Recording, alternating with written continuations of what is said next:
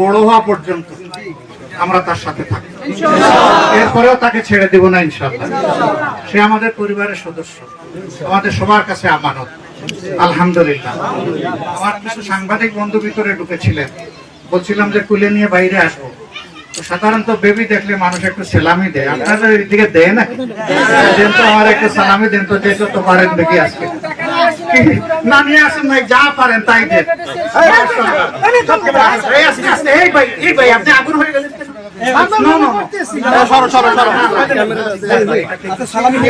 আপনার মতোই একজন মানুষ,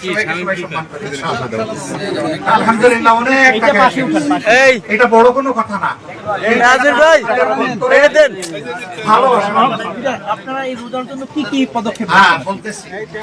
আমরা আপনাদেরকে সাথে নিয়ে নেওয়া শুরু করে দিলাম। এখন আমি ওখানে একটা পথ সেবা ছিল, সেখানে বলে এই রোজা বড় হওয়া পর্যন্ত, এই রোজা বড় হওয়া পর্যন্ত ইনশাআল্লাহ এই রোজা বেড়ে ওঠা, এই রোজা লেখাপড়া, তার চিকিৎসা, তার মানুষ হওয়া, এবং ইনশাআল্লাহ দোয়া করে আল্লাহ তাকে তাইয়্যিব হায়াত দান করুন।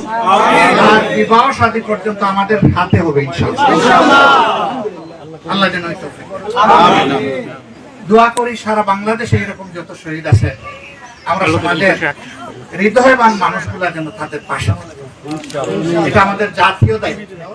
এই দায়িত্ব যেন আল্লাহ আমাদেরকে পালন করার তৌফিক দান করেন। এর পাশাপাশি তার পিতাকে আল্লাহ মর্যাদাবান শহীদ হিসেবে কবুল করুন। এরকম আরো যত আমাদের ভাই বন্ধু ছেলে লড়াই করতে গিয়ে বিদায় নিয়েছে, আল্লাহ সবাইকে শহীদ হিসেবে কবুল করুন। আহতদেরকে সুস্থতা দিন এবং এই মজলুম পরিবারগুলোকে আল্লাহ সবর করার তৌফিক দান করুন। তাদের উসিলায় এই জমিনকে আল্লাহ চির মুক্তির আল্লাহ ব্যবস্থা করে। আমরা সবাই মিলেমিশে একটা মানবিক বাংলাদেশ গড়ব। সেই বাংলাদেশ কেমন ওই বাংলাদেশ কেমনই হবে। প্রত্যেকটা মানুষের সাড়া দেবে। প্রথম সাড়া দেওয়ার দায়িত্ব থাকবে সরকার। সরকার জনগণকে সাথে নিয়ে একটা কল্যাণ রাষ্ট্র করবে, একটা মানবিক কোরআনের ভিত্তিতে এবং একটি মানবিক রাষ্ট্রের আমরা সকলে সেই অভিযাত্রায় আপনাদের সকলকে আমরা পাশে চাই, আমরা সাথে চাই, আপনাদের ভালোবাসা চাই, আপনাদের দোয়া চাই, আপনাদের সহযোগিতা চাই।